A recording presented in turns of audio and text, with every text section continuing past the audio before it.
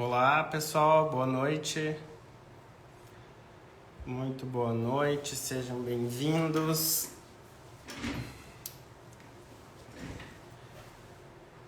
Hoje trouxe um assunto para a gente falar um pouco aqui. Não vou me alongar muito hoje. Vamos conversar um pouco aqui. Boa noite, sejam bem-vindos. Falar em relação hoje a transtorno misto depressivo e ansioso, né? Se a gente pode ter depressão e ansiedade ao mesmo tempo. Vou me apresentar, para quem não me conhece, eu sou o Dr. Yuri Oliveira, sou médico, psiquiatra, psicanalista. Meu consultório aqui em Caxias do Sul, no Rio Grande do Sul. Faço atendimento online para vários, para o Brasil inteiro, para vários estados, né? Sou professor, sou supervisor nas residências de psiquiatria em Porto Alegre, no Hospital São Pedro e no Instituto Abuchain em Porto Alegre. Faço parte da Sociedade Brasileira de Psicanálise de Porto Alegre, também do Instituto de Psicanálise, onde eu estou fazendo a minha formação. Então, queria dar a todos uma boa noite, que sejam bem-vindos. O objetivo daqui, que é para quem nunca assistiu, é a gente falar sobre saúde mental, trocar uma ideia aqui, né? Uma conversa informal.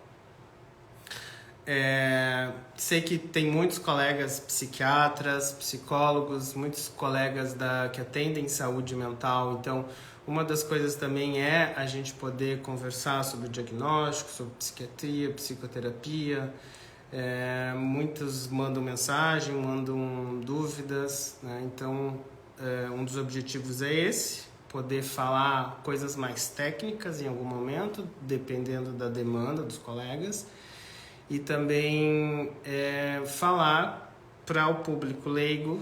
Eu sei que tem muitos que me seguem em função de sofrerem de transtornos mentais, né? De terem problemas em relação à depressão, ansiedade, outros problemas, né? Então, a minha ideia aqui não é poder falar de acordo com a demanda para um público mais específico, mais técnico, mas também o objetivo é falar para o geral, né? Para quem não conhece, para quem não é da área, vamos dizer assim, mas que tem interesse em saúde mental. Lembrando que as doenças psiquiátricas hoje, principalmente depressão, é uma das doenças mais prevalentes em relação à perda da capacidade laboral, né? De afastamento do trabalho, né? A gente tem vários temas dentro da psiquiatria que tem uma importância enorme em relação ao nosso cotidiano, né? Como ao modo de vida atual, que é um modo de vida bastante estressante, que exige muito, né? Exige muito no sentido das pessoas precisarem sempre dar o máximo de si, né? Então, enfim, isso são coisas, né, que talvez não venham ao caso aqui, mas que sim levam sim a uma perda da qualidade de vida, a uma uma agudização dos transtornos mentais e uma maior predisposição às pessoas a adoecerem em relação a problemas de saúde mental, tá? Mandem as dúvidas. Ontem eu abri uma caixinha de perguntas, eu fico muito feliz, porque, e assim, para mim, eu pego algumas ali, eu vejo mais ou menos, né, tem muitas parecidas, enfim, mas é muito bom, assim, ver a quantidade de pessoas que me mandam dúvidas, que seguem o meu conteúdo, que me escutam, né? Isso é muito gratificante, assim, gente, né? Eu comecei, na verdade, me dispus a fazer esse tipo de trabalho aqui a partir desse ano, principalmente com as lives. E no início está crescendo, né? E é muito bom ver isso, assim, muita gente me elogiando, muita gente me agradecendo, então é muito legal isso, assim. E gosto que mandem perguntas, né? Podem me mandar perguntas aí, o que eu conseguir respondendo, eu vou respondendo. Primeiro, eu gosto sempre de dar uma introdução, assim, de falar no geral sobre o assunto que a gente está se dispondo a falar aqui, e depois a gente pega as perguntas de vocês e o que conseguir ser respondido nesses 30 minutos, 40 minutos hoje, certamente eu vou me esforçar para responder, né? Então hoje eu pensei em a gente falar uma das coisas também que muita gente pergunta em relação a transtorno depressivo, transtornos ansiosos, né? E é possível sim desenvolver esses sintomas, vamos dizer assim, essas duas síndromes, né? De síndromes ansiosas e síndromes depressivas. Tem inclusive um diagnóstico específico para isso, né? Para quem é da área conhece, o CID-10, agora a gente está no CID-11, e o DSM-5, né? No CID-10, tá? Há um diagnóstico específico para transtorno misto ansioso depressivo. E que tem uma característica, por exemplo, que quando a gente usa esse tipo de diagnóstico, é quando a gente não fecha critérios diagnósticos específicos para transtornos ansiosos. Aí os transtornos ansiosos, né, que a gente já falei aqui algumas vezes, transtorno de ansiedade generalizada, transtorno do pânico, agorafobia, né, fobia social, fobias específicas.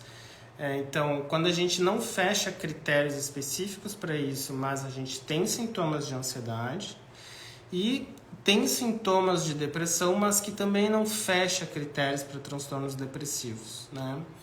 Por que isso é importante, né, da gente pensar assim? Porque isso é uma questão técnica de como diagnosticar o paciente, né? Quando a gente tem critérios que fecham tanto para um transtorno de ansiedade quanto um transtorno depressivo, aí a gente faz um diagnóstico de comorbidades, né? Ou seja, há uma depressão comórbida de um transtorno de ansiedade. Por exemplo, tá com síndrome do pânico, tá com transtorno de ansiedade generalizada, tá com fobia social, agorafobia. Então tu vê assim, a pessoa sofre de um transtorno de ansiedade e no geral, né, a gente vai percebendo na clínica, observando os pacientes, que com a evolução da doença, se não há uma intervenção médica, psicoterápica, enfim, se não há um tratamento, né, no geral, a evolução desses transtornos ansiosos também levam a um esgotamento e um possível transtorno depressivo também, né? Mas a gente está falando aqui das duas coisas juntas, vamos dizer assim, surgiram ao mesmo tempo, né? Então, vamos lá, a pessoa está triste já há mais de 2 semanas, sem vontade de fazer as atividades que fazia antes, né? Perda de prazer nas coisas que faziam antes, e que antes davam prazer e que agora não dão mais prazer, sono excessivo ou falta de sono, né? Começa a dar ganho de peso, os pensamentos de morte, de suicídio. Então isso tudo são critérios que a gente observa para o diagnóstico de transtorno depressivo maior e que, vamos supor assim, não chega a fechar um critério, não chega a fechar o diagnóstico, né? E nesse meio tempo, vamos supor que esse paciente, né, estou aqui falando de uma forma genérica, né, ou de uma forma, criando um exemplo, né? Vamos supor assim que essa pessoa que está com esses sintomas assim, comece a apresentar ataques de pânico, crises de pânico, né? Do nada isso começa a aparecer. E aí começa a não dormir bem à noite, começa a ter pensamentos ruminativos, né? Preocupações excessivas, juntamente com alguns sintomas de depressão, mas que não fecha critérios para transtorno de ansiedade. Aí a gente pode se utilizar, sim, desse diagnóstico que está presente no CID-10, que é o transtorno misto ansioso-depressivo. Então, respondendo geral, de forma geral, assim, o assunto levantado da live, né, se a gente pode ter, né, uma depressão e ansiedade juntos, sim. A gente vai pensar como que a gente diagnostica isso, né? Se fecha critérios tanto para um quanto para outro, nós vamos ter 2 transtornos comórbidos, tá? Se não fecha critérios nem para um nem para o outro, mas esses sintomas estão presentes com o tempo de 2 semanas, a gente pode sim se utilizar desse diagnóstico de transtorno misto ansioso depressivo. Tá? Lembrando que assim é muito difícil e assim na prática, se a gente for ver assim, não faz tanta diferença porque acaba né, que há uma necessidade de tratamento, há uma necessidade de atenção, né, para que esse quadro vá melhorando, né? Então é mais uma questão mais técnica isso que eu trago para vocês hoje, da questão dos diagnósticos, né? Seja da comorbidade de transtorno depressivo maior e algum tipo de transtorno de ansiedade, seja do diagnóstico de transtorno misto ansioso e depressivo. Certo, gente? Vamos ver as perguntas aqui que o pessoal mandou.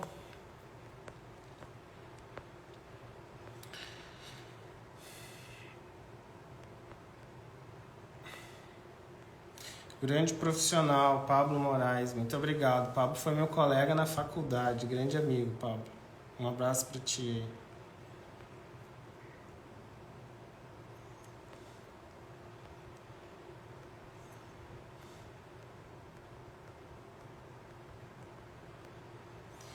Ancitec traz dependência? Não, Ancitec é a buspirona, né?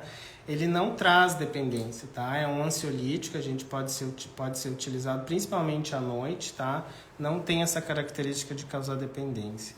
Doutor, quem tem transtorno bipolar sempre terá dificuldade para dormir? Não necessariamente. E aqui é interessante a gente pensar uma coisa da fase depressiva do transtorno bipolar, ela tem uma característica bem ao contrário, né? Assim, dentro da medicina, né, ou dentro da saúde, das áreas da saúde, seja medicina, psicoterapia, psicanálise, a gente não tem isso assim, é sempre ou nunca, né? Então, a tendência, né, para quem tem transtorno de humor bipolar, quando a gente está falando da fase depressiva, é que a depressão tem características atípicas, que a gente diz. E o que são características atípicas? É a hipersonia, né? A pessoa tem sonolência excessiva e ganho de peso. Então, quando há essa característica, a gente tem que pensar que tem mais chance de ser uma depressão de um transtorno de humor bipolar. Da mesma forma como a depressão pós-parto, né? Tem alguns tipos de transtornos depressivos que têm uma característica, que tem uma disposição, uma possibilidade maior de ser um transtorno depressivo, um episódio depressivo ligado a um transtorno de humor bipolar. Então não, tá? E mesmo assim, né? Lembrando assim, transtorno de humor bipolar, há tratamento, né? Até hoje, assim, difícil da gente dizer assim, cura, né? Então, assim, há um tratamento que deixa o paciente, deixa a pessoa estável. E isso é importante, né? Que vá à remissão dos sintomas e que os sintomas não retornem, né? Então, e durante a estabilidade, seja com medicação ou não, né? Porque depois de um tempo também há a possibilidade da gente tentar ir retirando a medicação. Durante o período de estabilidade, a tendência é que tanto a estrutura do sono seja normal, né? O pensamento seja normal, né? Então, leve-se uma vida, né? Como se não estivesse doente, né? Como se não tivesse esses problemas. Boa noite, tomo 4 comprimidos de sertralina e tomo topiramato para ansiedade. É depressão. Não há problema de se utilizar essas 2 medicações ao mesmo tempo. Estou descontando na comida e estou engordando muito. Essa depressão que eu digo, no transtorno depressivo, a gente pode ter tanto a questão do ganho de peso quanto a questão da perda de peso, né? Tanto um quanto o outro pode ser prejudicial, né? Não, é difícil da gente saber, né, se isso tem a ver com o transtorno depressivo ou se isso pode ser da medicação, né? Me parece que o topiramato aí entra como algo para controle de peso, né? Aí tem que ver a dose, né? Tem que ver a dose tanto da sertralina quanto do topiramato, né? Tem que reavaliar, no caso, né? Se o efeito de controle do apetite não está funcionando, tem que reavaliar esse esquema terapêutico daí, tá? E ver se isso não é da própria depressão. É muito comum, tanto nos transtornos ansiosos, tem muita gente que quando fica ansioso come mais, e tem muita gente que quando fica ansioso para de comer, né? Aí vai da característica de cada organismo, do jeito que as coisas acontecem, né?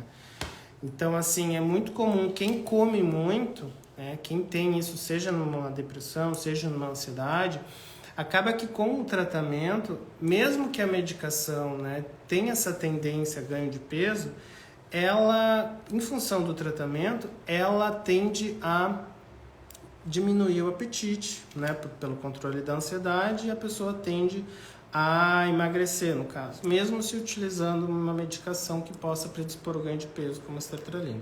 Então tem que reavaliar, tá? Tenho depressão bipolar e fui diagnosticada com borderline, né? Isso é possível? Sim, é possível, tá? Lembrando assim que borderline é um transtorno de personalidade, tá? Isso tem uma questão genética, mas é muito mais ligado a uma questão do ambiente. O que eu quero dizer com isso? Está muito mais ligado às relações que tu tinha, que tu teve, né, durante o teu desenvolvimento afetivo, seja enquanto bebê, enquanto criança, adolescente. E aí eu estou falando, por exemplo, de traumas, né, negligências, uma série de coisas que vão levar ao desenvolvimento dessa personalidade dessa forma, com características que podem chegar, por exemplo, a um transtorno de personalidade borderline, tá?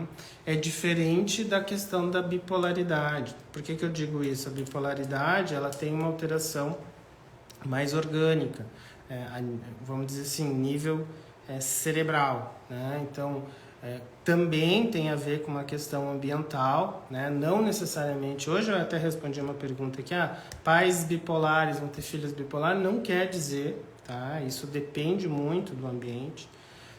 Tem estudos, por exemplo, que demonstram que ao longo da vida é possível que há pequenas alterações no nosso próprio DNA.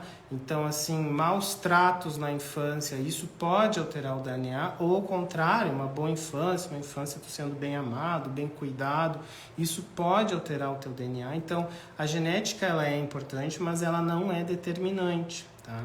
Então, são coisas diferentes, depressão bipolar e borderline, tá? E até o tratamento.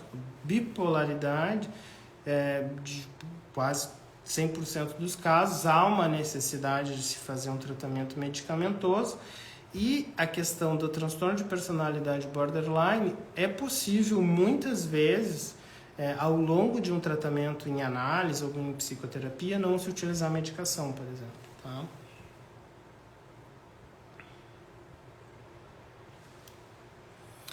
Doutor, fala sobre depressão persistente. Então, a gente chega a esse diagnóstico de depressão persistente quando a gente tenta retirar a medicação mais de uma vez, né? Eu falei aqui numa live sobre depressão, no primeiro episódio depressivo, via de regra, a gente utiliza o antidepressivo depois da remissão total dos sintomas por pelo menos 6 meses de uso, tá? Dependendo da bibliografia, isso pode variar. 8 meses, 1 ano, enfim, tá? Mas, assim, via de regra, eu trabalho dessa forma, com uma bibliografia bem robusta, claro, e, assim, eu diria que 6 meses num primeiro episódio depressivo, aí vamos supor que ficou 6 meses usando o antidepressivo, melhorou, a gente tenta, então, ir começando a retirar a medicação, tá? Vamos supor que tirou a medicação, passa 1 ano, 6 meses, 1 ano, e aí começa sintomas depressivos de novo, tá? fecha critério para depressão, a gente tem que fazer novamente, né, um tratamento com antidepressivo. E vamos supor que a gente fica no segundo episódio depressivo, a gente vai pensar então há 2 anos, tá? O paciente está bem, melhorou, remitiu, né? Melhorou os sintomas, 2 anos de tratamento. E aí, passados esses 2 anos, a gente tenta novamente retirar a medicação.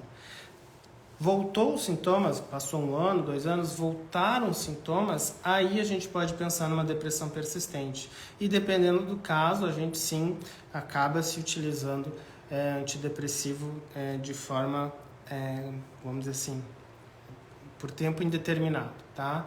É importante a gente falar disso aqui, tá? Porque assim, ó, uma das coisas que mais favorece uma depressão persistente ou uma cronificação é a situação, por exemplo, da falha terapêutica, tá? A pessoa começa, e que é uma coisa bem comum de acontecer, a pessoa está mal, está deprimido, começa o tratamento, melhorou um pouquinho, aí parou o tratamento. Aí passa um tempo, né, volta a procurar o psiquiatra, volta a tomar o remédio, aí melhora de novo, para com o tratamento. Aí espera um tempo, e aí essa tendência a não fazer um tratamento completo, de 6 meses, 2 anos, como é o indicado, essa tendência a fazer a parar com o remédio antes, que é uma coisa bem comum e muitas vezes por falta de orientação, tá? Isso pode levar a um processo de cronificação do problema e aí sim tendo que se utilizar antidepressivo por tempos mais prolongados ainda. Doutor, tenho depressão e ansiedade, tomo sertralina e quetiapina, posso engravidar? Olha, a questão da gestação com antidepressivo é óbvio que é melhor a gente não se utilizar nada, tá? Depende quanto às medicações, tá? São medicações seguras, tá? No entanto, assim, sempre tem que ter uma avaliação prévia, eu diria assim. Se a gestação é programada, conversa com o teu psiquiatra, vê a possibilidade, por exemplo, de parar com a medicação, vê como é que tu vai sentir, como é que vai ser.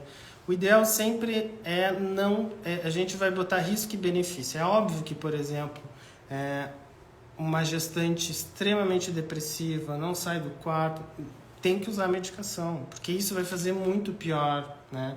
Mas assim, via de regra, o melhor é não se utilizar, se tiver que se utilizar, né? A sertralina pode sim ser utilizada, tá? Mas sempre com prescrição, né? Sempre com prescrição médica, né? Conversa com o teu psiquiatra, tá? Em relação a isso. É bom fazer um planejamento, né? Muitas pacientes vêm procurar e que estão em tratamento, quero engravidar, doutor, esse sonho da minha vida, né? Tô com meu marido, vamos fazer um planejamento, vamos ver como é que tu fica, vamos fazer um planejamento, sei lá, daqui 6 meses, daqui 1 ano, a gente tenta ver como é que pode ser feito esse planejamento para que a gente tente que tu não utilize psicoterapia, vários outros tipos de terapia a gente pode colocar aí para ajudar, tá? Transtorno de humor, sim, pode dar falta de concentração e falta de energia, é possível de acontecer. Minha médica disse que quando estiver em crise, eu tomo haloperidol no hospital. Bom, pode, haloperidol é um antipsicótico, pode sim ser utilizada, uma medicação mais antiga, nos hospitais se utiliza bastante. A ansiedade também pode ser assim, Essa função de começar o tratamento, parar, volta ao tratamento e para de novo, também pode levar à cronificação de transtornos ansiosos, tá? Gente, aqui, isso as pessoas também perguntam em relação a parar de tomar medicação. Não tem como eu dizer se pode ou não pode parar de tomar medicação. Isso tem que ser com acompanhamento médico, tá? Assim como o remédio leva tempo para começar a fazer efeito, ele também leva tempo, tá? Para parar de fazer efeito. Então, às vezes, a pessoa passa 1 semana sem tomar o remédio e continua bem. Olha, nem preciso mais tomar remédio. Não, porque o remédio ele vai seguir fazendo efeito, dependendo da medicação, até 3 meses depois que tu para de tomar o remédio. Então, nunca para de tomar remédio por conta própria, tá? Uma das coisas é isso que eu falo, a possibilidade aumenta de fazer, de cronificar os transtornos mentais, e aí vai ter que fazer tratamento muitas vezes pro resto da vida ou por tempos bem prolongados, né? E a outra coisa é os riscos, né? Se tu tá fazendo tratamento é porque certamente tu tinha indicação para isso. E as doenças mentais, elas trazem riscos. E não só riscos, mas a qualidade de vida das pessoas. Então, não suspender tratamento sem acompanhamento médico.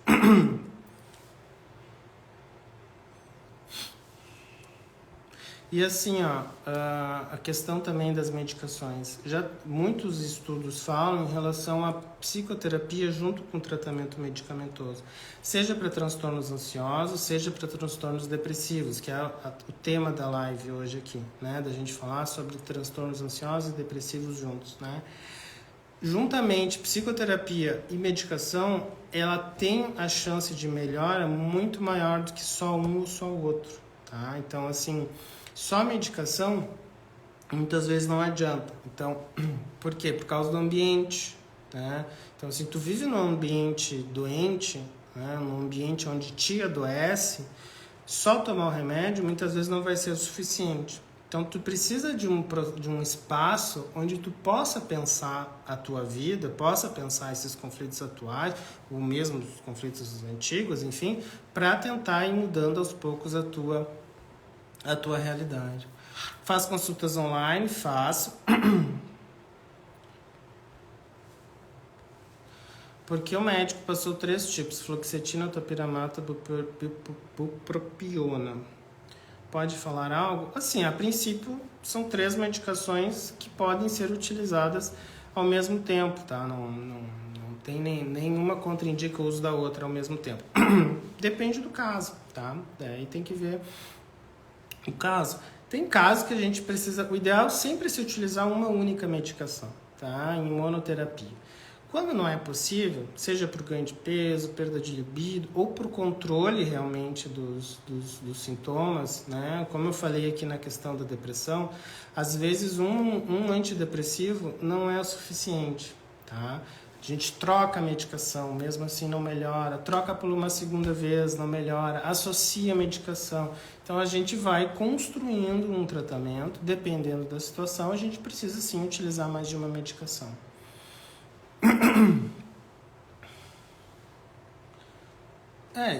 Isso tem ansiedade, síndrome do pânico, medo de tudo, ir ao hospital, tomar remédio. Isso são características de transtorno de ansiedade, tá? Então, acho que aí um tratamento, transtorno de ansiedade generalizada, por exemplo, a gente poderia pensar com crise de pânico, tá? Então, aí tá bem indicado, precisa sim fazer um tratamento medicamentoso.